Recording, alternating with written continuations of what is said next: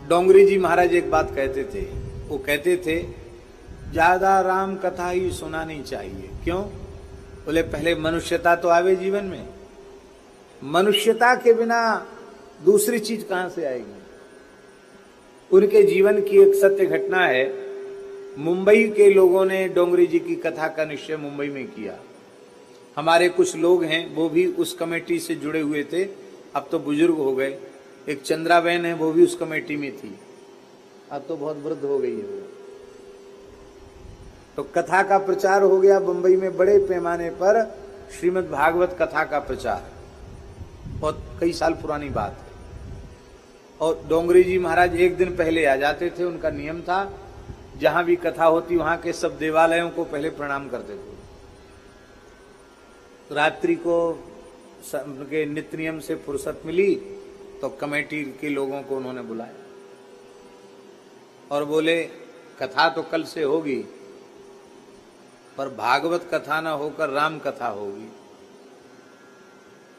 अब जो आयोजक थे उनके तो चेहरे फक्क हो गए। बोले महाराज जी बंबई में प्रचार किया गया है भागवत कथा का, आप कहोगे राम कथा, हमको तो कोई बात नहीं। फिर 7 दिन की व्यवस्था है, लाइट माइक पंडाल सबकी 7 दिन की, जो मैदान है उसका किराया भी 7 दिन का, सब फिक्स हो जाता ना बड़े शहरों में। बोले भले ही 7 ही दिन करनी पड़े पर राम कथा कहेंगे। लोगों ने कहा भाई तो फिर तो पूरी 9 दिन की हो जाए। तो महाराज इस साल आप भागवत जी कर लीजिए, अगली बार राम कथा कर लेना। बोले नहीं, हम कहेंगे तो राम कथा ही कहेंगे और नहीं तो कल सवेरे हम प्रस्थान कर जाएंगे, तो करेंगे कथा ही नहीं करेंगे, चले जाए। लोग बड़े परेशान हो गए कि इन्होंने तो पहले ने खुद ने समय दिया, अब मना कर रहे हैं। तो कहा महाराज जी क्या बात हो गई, आप भागवत जी क्यों नहीं कहना चाहते हैं? तो डोंगरी जी के नेत्र सजल हो गए। बोले बंबई मोहमयी नगरी है, अर्थ पिशाच बनकर सब धन के पीछे भोगों के पीछे दौड़ रहे हैं। पहले राम कथा सुनकर इनके जीवन में मानवता तो आवे, ये ईमानदारी से मनुष्य तो बन जाए। राम कथा श्रवण के बिना कृष्ण कथा श्रवण की भूमिका का निर्माण नहीं होगा। इसलिए भागवत में पहले सुख रामायण है, राम कथा है, बाद में कृष्ण कथा है। तो लगातार 2 वर्ष तक डोंगरी जी ने राम कथा कही बंबई में, इसके बाद भागवत जी की कथा उन्होंने कही। उस कमेटी के लोग अभी भी उनमें से 1-2 जीवित हैं जो इस घटना के साक्षी हैं।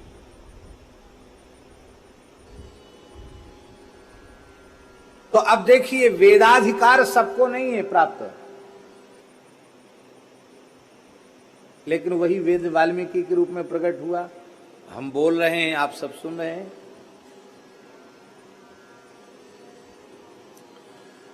ठीक यही सूत्र नारायण, यही सूत्र हम रामचरितमानस में लगा रहे हैं।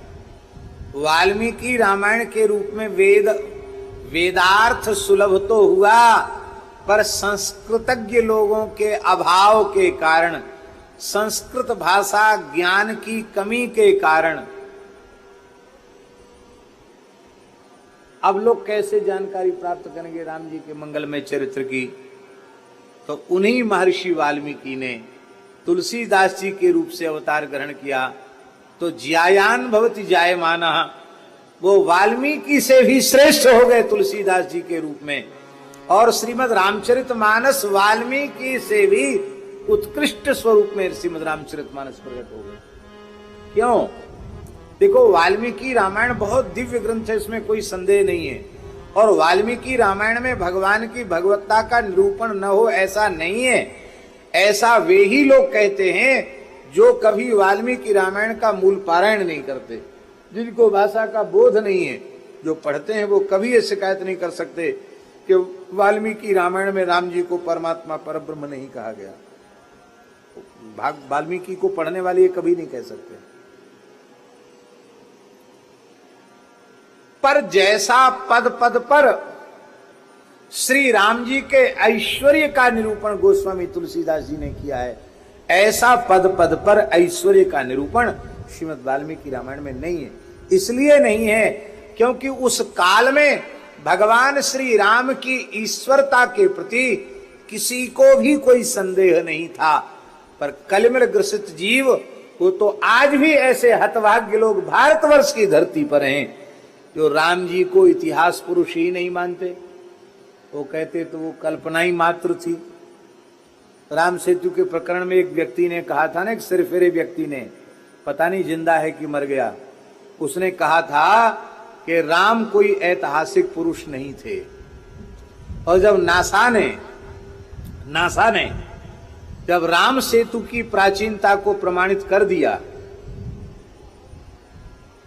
तब उसका कहां गया वो कि राम इतिहास पुरुष नहीं थे। पर राम सेतु के अवशेष कहां से आ गए?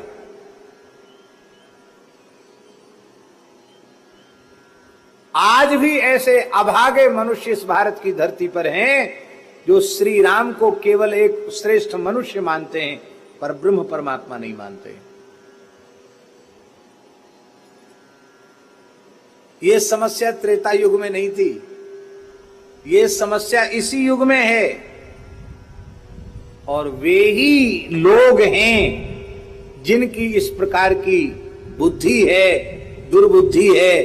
कौन लोग? जो श्री रामचरितमानस का पाठ नहीं करते।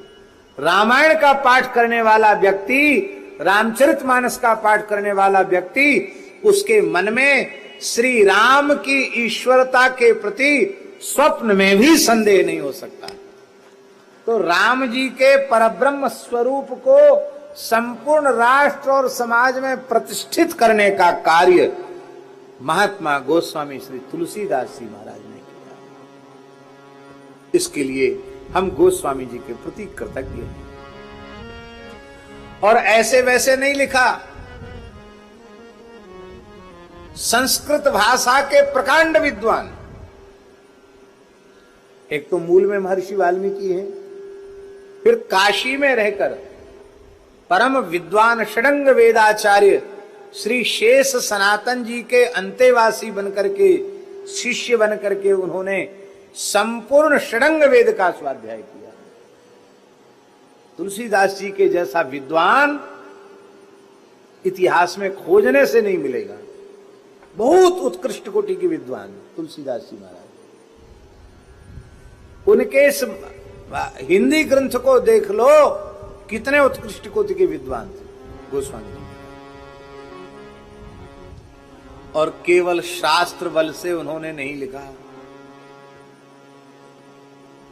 हम आपको क्या बताएं, जितने पुराणों का भगवत कृपा से हम मूल पारायण कर चुके हैं, उन सभी पुराणों में मानस जी के सूत्र प्राप्त होते हैं।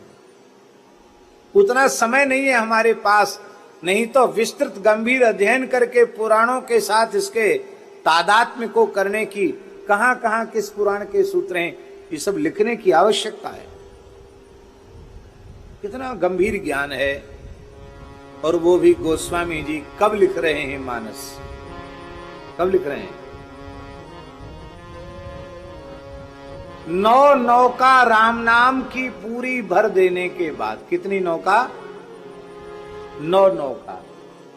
ये नौका क्या चीज है? हमारे ध्रुवदास जी जानते होंगे। हमारे यहां साधुओं में एक संख्या को नौका कहते हैं। नवका, नौका नहीं, नवका। ये नवका क्या है?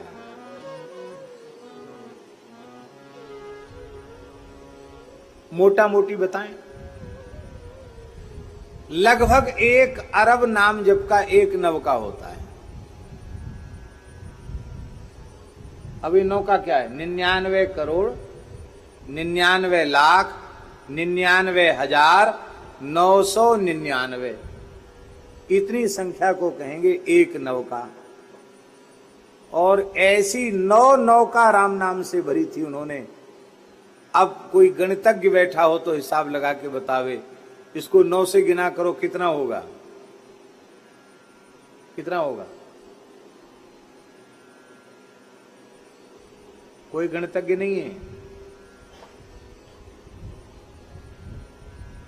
अब वैसे तो गणित किसी को आती नहीं, मोबाइल में सब गणित फिट है।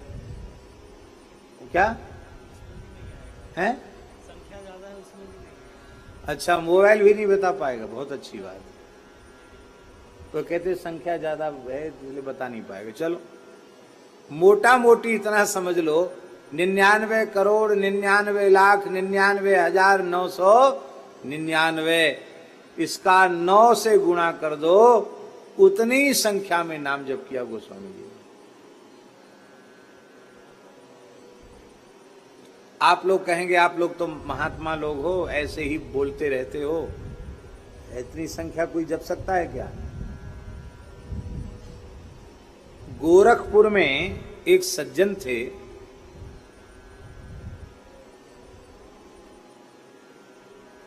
क्या श्री बजरंग प्रसाद जी चांदगोठिया नाम था उनका, अपने विष्णु प्रसाद चांदगोठिया जी के पिताजी, जो गीता प्रेस के संस्थापकों में रहे। शेठ जी की आज्ञा से वे वहां गीता प्रेस में कार्य करते थे। तो शेठ श्री जयदयाल गोयनका जी ने कहा था कि आप नाम जप करते हो तो उसकी संख्या डायरी में लिखा करो, आज कितना जपा। ये बात स्वामी श्री राम सुखदास जी के सामने सेठ जी ने उनको कही थी। जब उनका शरीर पूरा हो गया तो स्वामी राम सुखदास जी महाराज उनके घर गए और बोले बाबूजी की डायरी देखेंगे। डायरी देखी तो उसमें 4.5 अरब से ऊपर नाम जप उस गृहस्थ व्यक्ति ने, वैश्य कुल में जन्म लेने वाले व्यक्ति ने 4.5 अरब से ऊपर नाम जप किया था। वो भी नाम जप तो वो बचपन से करते थे, लिखना तब से शुरू किया था जब से सेठ जी ने आज्ञा दी थी। भजन करने वाले सब कुछ कर सकते हैं। अगच्छन वैनते योपी पद्मेकम न गच्छति, गरुड़ जी बहुत तेज चलते हैं, न चलें तो वहीं धरे रह जाएंगे। और चींटी बहुत धीमे चलती है, पर चींटी चल पड़े तो चल करके बहुत बड़ी मंजिल भी तय कर सकती है। इसलिए भाई भजन में लग जाओ, कोई कठिन नहीं है। एक सज्जन हमसे बोलते थे कि आपने 6 करोड़ मंत्रा जप की आज्ञा हमको दी है, जैसे तैसे 1.25 करोड़ हुआ है, अब इससे ज्यादा नहीं होता। हमने कहा 1.25 करोड़ इतने जल्दी कर लिया तो पूरा कर लो।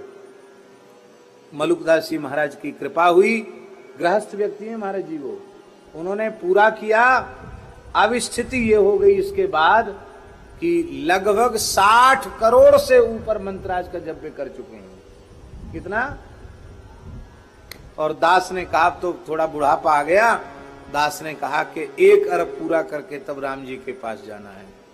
बोले महाराज अब उम्र कितनी है? मैंने कि कोई बात नहीं, भजन के लिए उम्र मिल जाएगी। आज भी वे 15-17 घंटे नित्य जप करते हैं। लग जाओ, कोई कठिनाई नहीं है, कोई कठिनाई नहीं। क्या कठिनाई है?